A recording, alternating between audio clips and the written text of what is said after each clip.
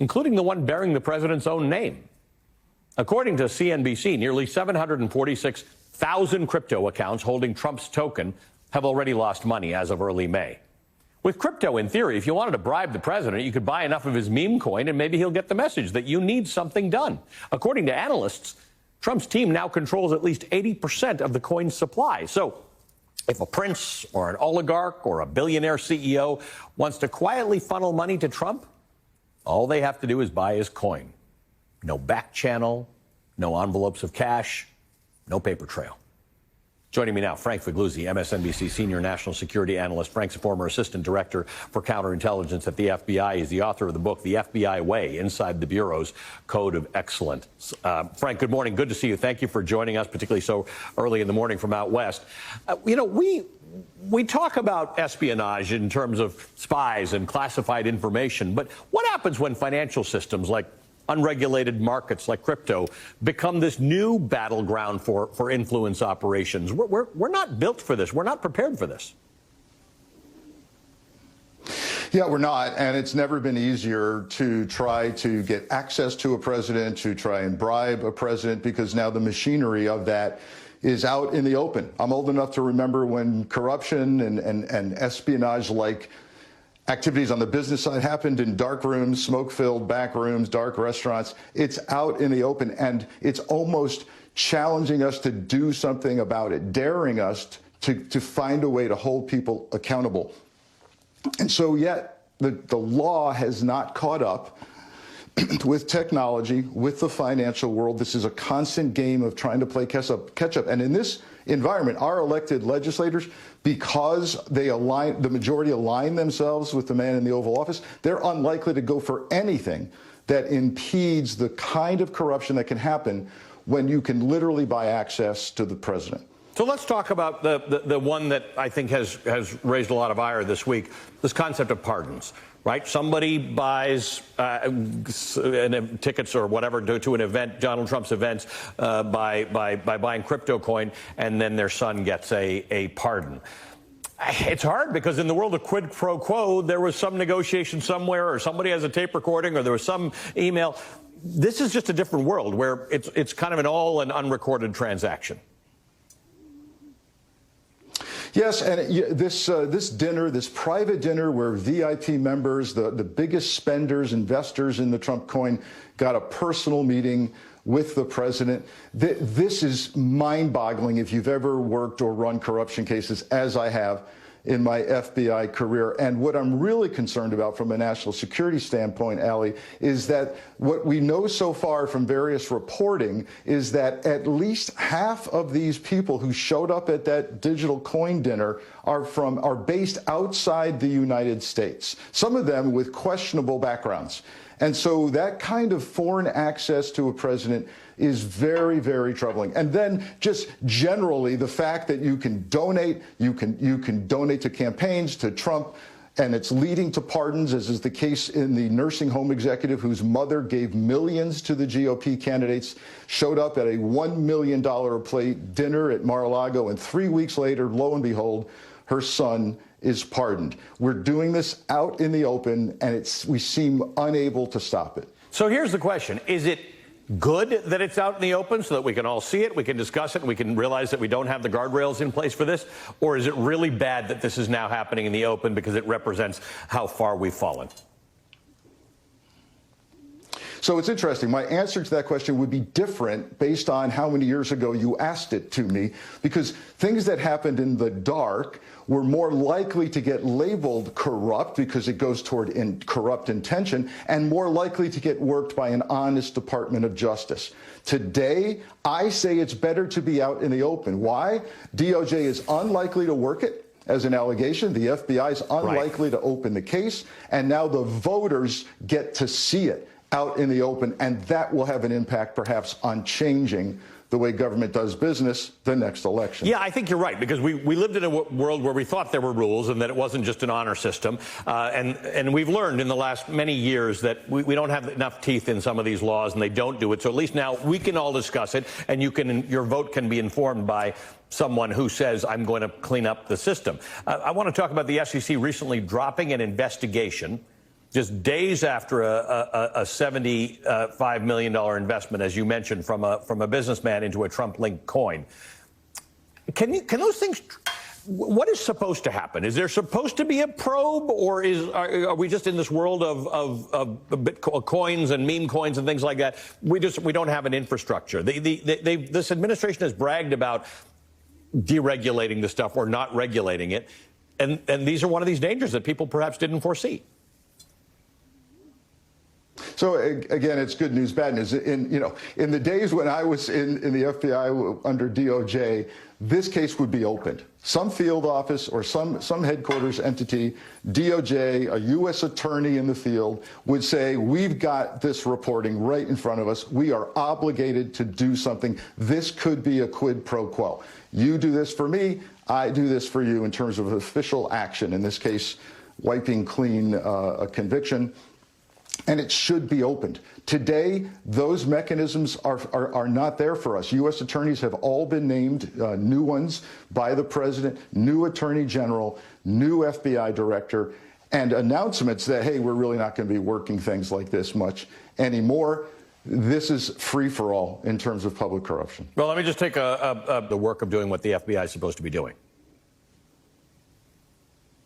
Gosh, I'm with you on that hope, but I'm not very optimistic. Many increasingly high numbers of FBI agents wake up every day in the field and go chase migrants with ICE, and they aren't necessarily the worst of the worst or criminal people that they're chasing down. And you have to ask yourself, what is not getting done every day with the FBI's priorities for counterterrorism and counterespionage and corruption and civil rights?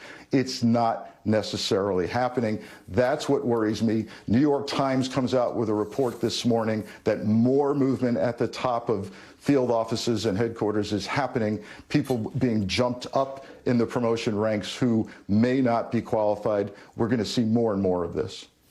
Frank, it's great to see you. Thank you for being with us. Frank Figliuzzi is an MSNBC senior national security analyst. He's a former FBI assistant director for counterintelligence. He's the author of the book, The FBI Way, Inside the Bureau's Code of Excellence, newly relevant given the way the FBI is running these days. We'll be right back. The scale is staggering. President Trump and his family are making hundreds of millions, potentially billions of dollars, as Trump and his administration take official actions that benefit contributors and investors. Just this week, we learned of pardons to tax cheats, including a man whose pardon was granted weeks after his mother attended a $1 million head fundraiser with the president. The Trump Media and Technology Group raised nearly $2.5 billion from 50 institutional investors whose identities have not been disclosed. The SEC dropped its lawsuit against the cryptocurrency firm Binance days after Binance began listing the cryptocurrency launched by World Liberty Financial, the crypto firm started by Trump's family. This unprecedented money making by a sitting president and his family.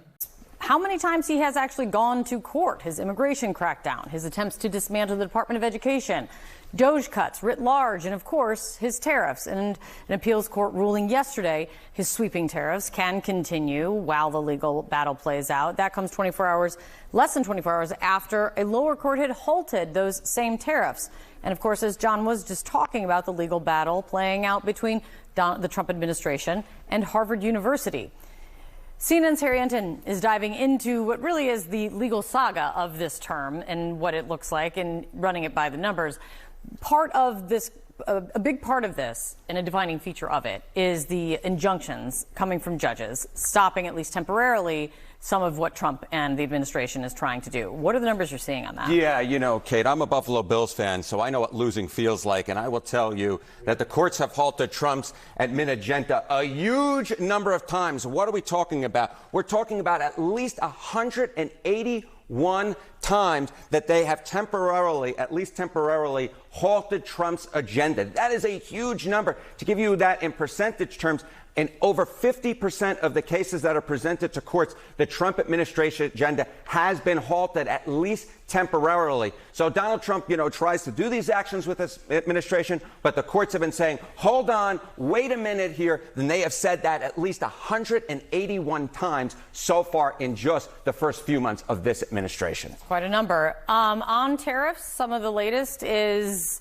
this moniker that Wall Street we're learning that's being thrown around on Wall Street, which is TACO, an acronym for Trump always chickens out. Yes. You have numbers on that. Yeah, okay. So one of the things, you hear these things going on, you say, okay, is this actually entering the mainstream culture? And we can see this right here in Google searches. The top term that was Googled with Donald Trump on Thursday was TACO. It was TACO. Indeed, get this, the terms Trump and TACO Google together up through the roof. Get this, 9,900% increase on Thursday versus Tuesday. So if you are wondering whether or not this Trump always chickens out and the acronym TACO actually has entered the mainstream, well, Google gives it away. It 100% has. And this to me is quite troubling for Donald Trump because obviously he trades on his name. He trades on the idea that he does what he says. And if all of a sudden you're associating Trump always chickens out with Donald Trump, well, that is no bueno. So one of the things that you hear from the president and his allies is what's being blocked. What he's doing is exactly what he promised on the campaign trail and exactly, he says, what Americans voted for and put him in the White House again to do. How do you relate? How does it relate, and what are you saying in terms of how Americans feel about the president and campaign promises? Right, exactly right. If the injunctions are being put in by courts, if all of a sudden he's always chickening out when it comes to his, tariffs, then all of a sudden Donald Trump can't actually do what he promised to do. And that, of course, is Donald Trump's bread and butter. And this is it's a national security issue. And this is why you have legendary FBI people coming on and talking about it, sounding the national security alarm. Because when Trump, whether it's because he needs to, I don't know, are his debts building up again? But irrelevant, whether he needs to or just because he wants to, the president having this lever of money making is a real issue for national security and democracy. Whether it's domestic billionaires, domestic multimillionaires, having yet a even more direct way than people usually do to give money to a sitting president, right? Or whether we have foreigners who generally can't even officially donate to political campaigns. I can't donate, I'm a Canadian, I can't donate to an American politician, right? Even if fully legally, we're not talking about buying Trump crypto, right? Like a formal above board, I can't cut someone a check for $15-20, right? Can't do it. But with this crypto, you can. And so it gives this lever, right? Traditional political donations are you give money to a campaign or more shadily, but still legal, unfortunately, to a super PAC or something. But, you have to give the money, and usually there's documentation, and you got to be a citizen and blah, blah, blah, blah, blah. This is effectively just giving money to Trump. Because by buying his crypto, by doing all these sorts of things, you give money directly to him. And anybody can do it. Not just American citizens, not just permanent residents, somebody who's never stepped foot in the United States, but wants to influence policy could do it. So when you combine this with the fact that Trump has no conviction, TACO always chickens out, the man has no morals, no bedrock to stand on, this is a man that will sell out the American people because he's getting paid to do so.